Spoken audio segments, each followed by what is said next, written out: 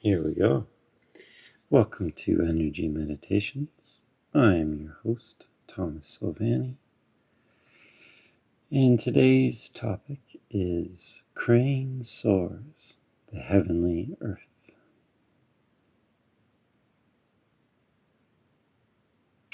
And before I get into that, I just want to speak about energy meditations, the concept. What are these talks all about? What am I up to here? So these talks are going to be, I'm aiming for 20 minutes in length, but sometimes I imagine they'll be shorter. And they'll be pretty open-ended in terms of what the topic will be. I initially thought of covering sort of the foundations of sitting meditation practice and Qigong, and then getting into some guided meditations. So that's really the heart of where I'm coming from with these. But lately they've been becoming more open-ended in terms of just having these themes and then, sitting down and talking about them. So, but I did want to speak on the language of energy before I get into today's topic, just as an introduction to the series overall, because I'm staying away from the word Qigong in this program or series. And the reason I'm doing that is, when you hear Qigong, it's a very particular word that comes to mind. And, it's of a different culture than the Western culture. It's from China. It's, if we translate sort of the two words that go together to make this word, qi and gong, qi is energy or breath, life force. Gong is work or practice or achievement. So it's energy work. And, there's a whole library of forms and theory and understanding that goes into what Qigong is. So, all that being said, the language of energy does not belong to Qigong. We're always speaking about energy all the time. And so I decided to go with a more general, open-ended idea of energy meditations.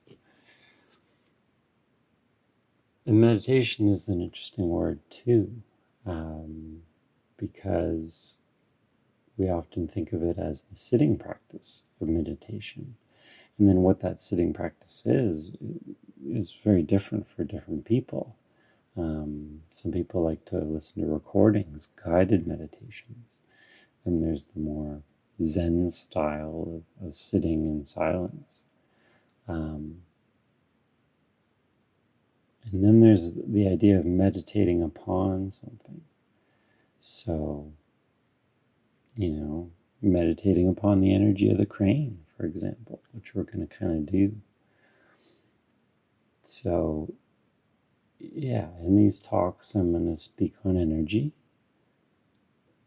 and both in the sense of let's place our minds on a certain form of energy, a certain practice even, right? Spending time with something really steeping in it. But also just riffing on an idea too. So, I mean all of that here. What else do I want to say? Nothing else is coming to mind. So I will go into today's topic. Oh yeah, I did want to say one more thing. And that's just about spiritual teachers. Again, these words, this phrase, comes with so much baggage. We've heard this term before, and then we have all these associations, but really, what does it mean? Spiritual, of the realm of the spirit. Spirit also means breath, inspiration, expiration. It means flow of energy. It means being kind of lighthearted and open so that you can sort of follow the spiritual flow of the moment. So a spiritual teacher is someone who will teach on the practices, speak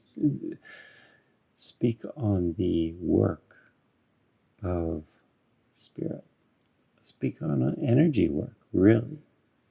So when I say this, that's what I mean. And so what I want to say is that spiritual teachers or masters of spirit will always use language that is more fresh, is more spontaneous, is more modern. It's going to be ultra modern. It's going to speak to the group that individual is speaking to. Just so bang on, So, yeah, my first meditation teacher, I always say she's my first meditation teacher, but really Steve Hagen is my first meditation teacher because he wrote this book that I became obsessed with, Buddhism Plain and Simple. And I realize I need to give him props for being my first meditation teacher. But anyway, the first in the flesh meditation teacher for me was Barbara Dolman. And Bobby had this brilliant way of not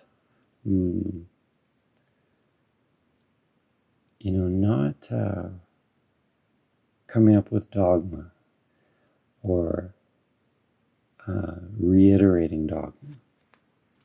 Right? She didn't really have favorite words.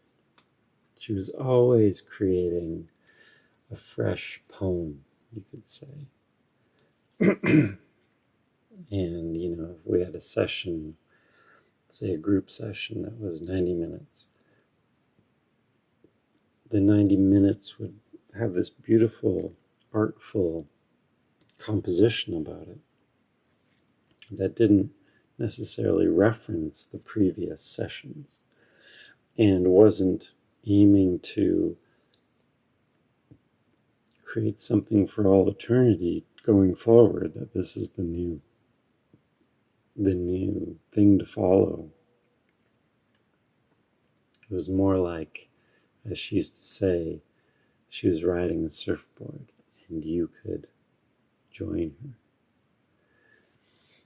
So, yeah, that's what I want to say about the language of energy work, or the language of energy, and why I used such an open-ended title for this set of talks. Okay, so crane soars the heavenly earth. So I'm speaking about the bird, crane, and you could, in Ontario here where I am, we see great blue herons quite a bit. So for me, when I think of crane, I do think of the heron. So I invite you to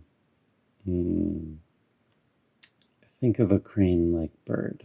It doesn't have to be so specific, but it's that bird, it's that energy. And so coming up, I'll be teaching the crane animal frolic, which is an ancient set of movements, standing meditation and walking meditations.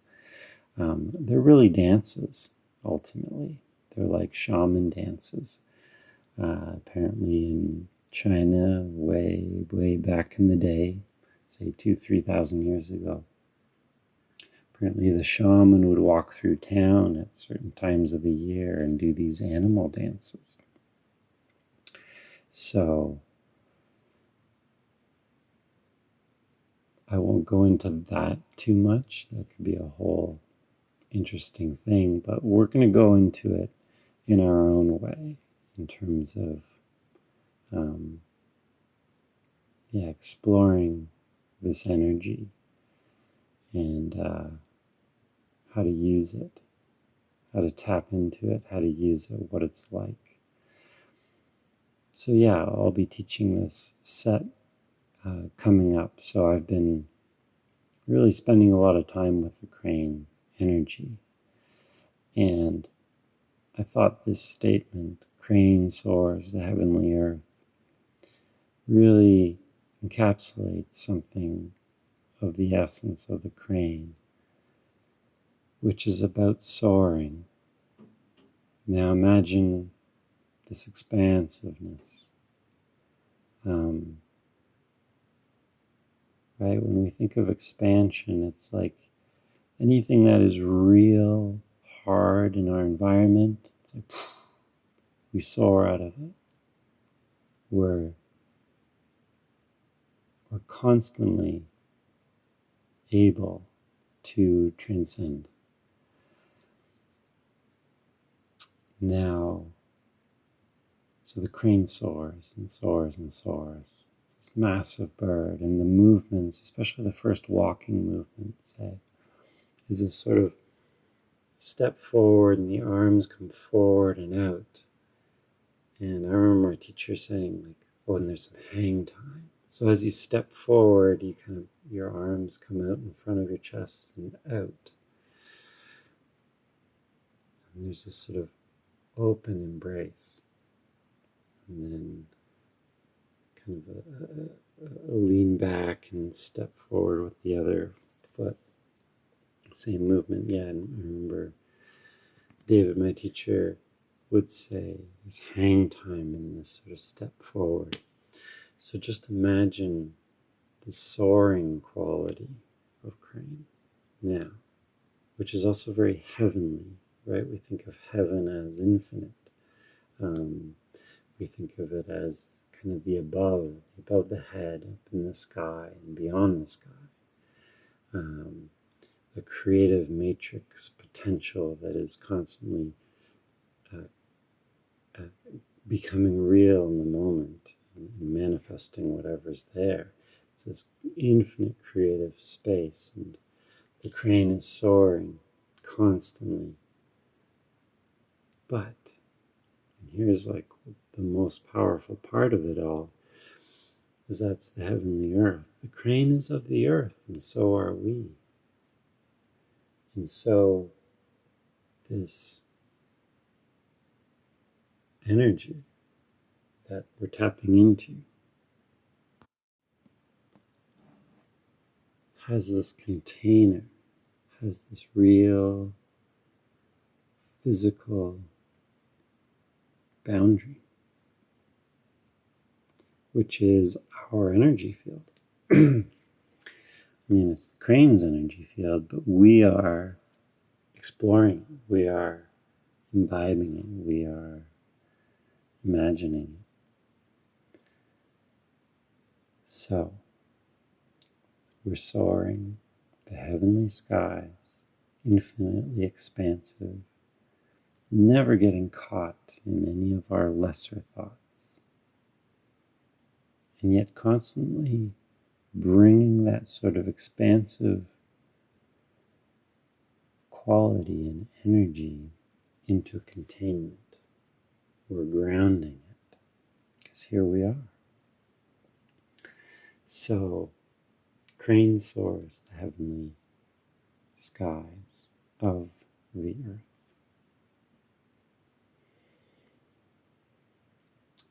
So in Qigong, we, in the animal frolics, of which classically there are 5, but I've learned 2 more, so I call them the 7 animals.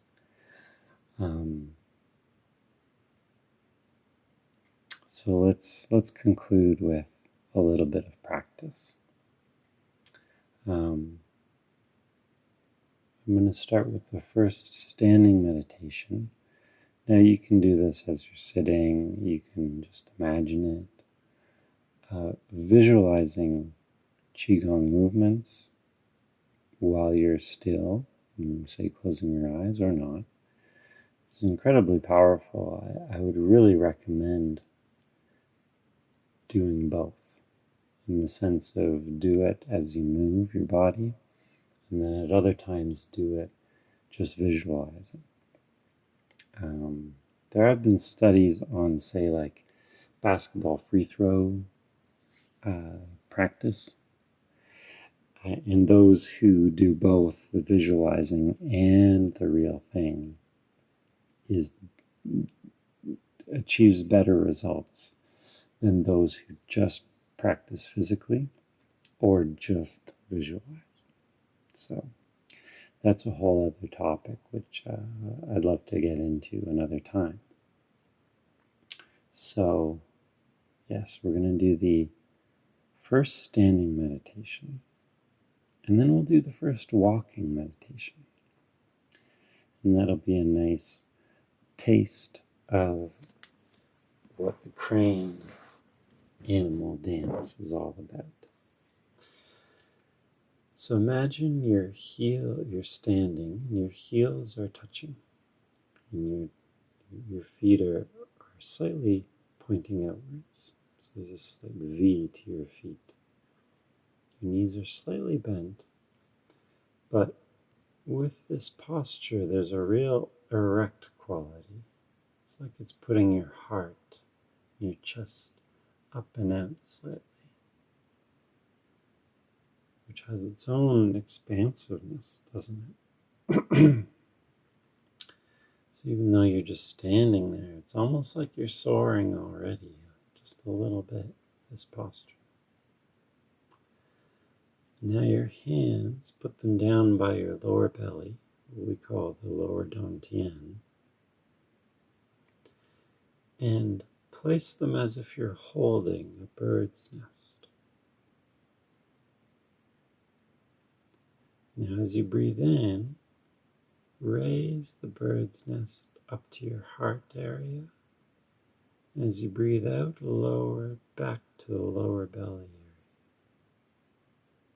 And again, inhale up, exhale down. And you're holding this ever so gently, ever so sweetly. The crane energy is being gifted to you. The egg of the crane is in your hands. And you're slowly massaging your energy form with it, communing with the crane. Starting to get a taste of this soaring, beautiful energy that is grounded in your energy form.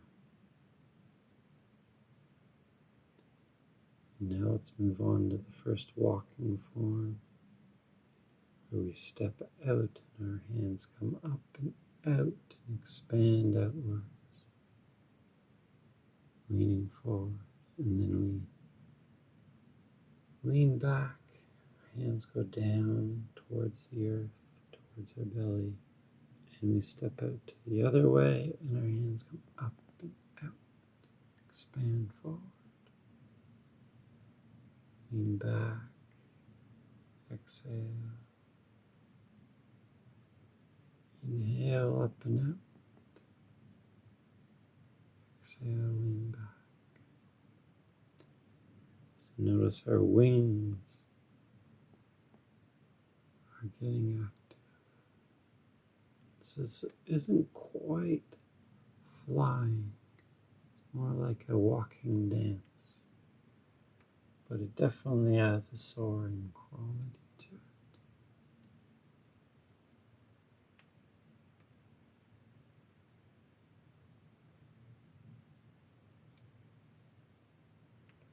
Good. So you can do 9 of each of those movements, or 18, or as many as feels good. And then let's just spend a moment more longer with this crane energy. And notice anything in your life that seems to be stuck. The crane energy will soar beyond it and contain it in a new way. Transcend and include is a brilliant line that Ken Wilber used to speak of. Transcend and include. It very much summarizes what we've been speaking about in regards to the cranes soaring heavenly and grounding to the earth. So we're not transcending to do away with or get away from. No.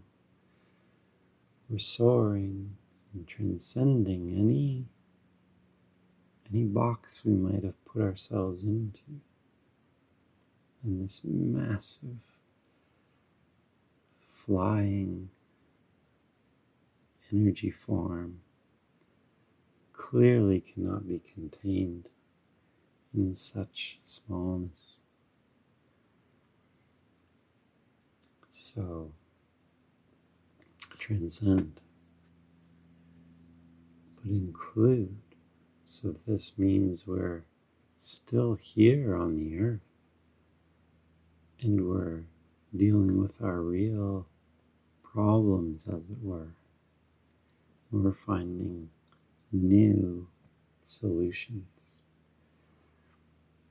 without any sort of sense of being limited, in the sense of being defeated by our problems. No, the cranes soaring has never met such a small and feeble characteristic. So let's come back to a more still place now. We can come to the place of tranquility, which is placing our hands on our lower belly. And just breathe. Let's do 3 breaths here. Natural breathing.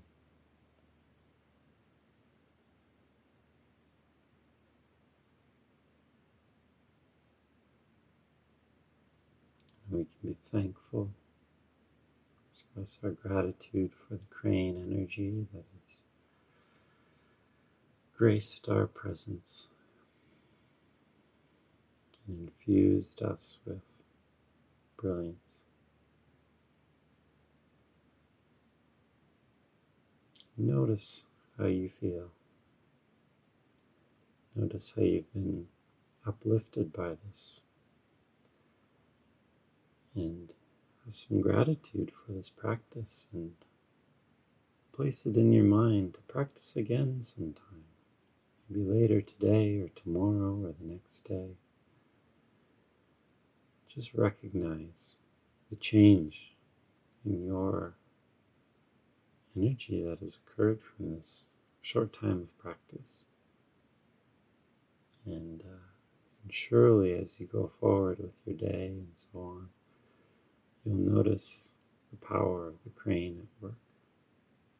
So, thank you for joining me for today. Come back for the next energy meditations. We'll be offering more courses and tiers in terms of accessing content. But I do plan on making one of these energy meditations free every month. So Till next time, here we go. So just an extra note I want to add on here is that there's another recording. Monkey showed up the other night, so I decided to record another one for this month, which I sort of had the plan to, but thought it might more come mid-month, but here we go. Monkey energy. So it's another one of the classic 5 animal frolics. I go through a couple of the movements, but it's mostly exploring the energy. And monkey's about heart. It's called Monkey Loves Forbidden Fruit. So if we think about love as being desire with freedom, then we're tapping into with some of the energy. So it's going to be a Patron edition of energy meditations. So you'll have to become a patron to hear it. So there's going to be links below or on my website, Qigong on the Go. Also, if you're interested in Qigong classes, which I really want to do one online, just working out those details of when and exactly how to do this. But just stay in touch with the newsletter. And we'll be in touch. So here we go. Thanks a lot.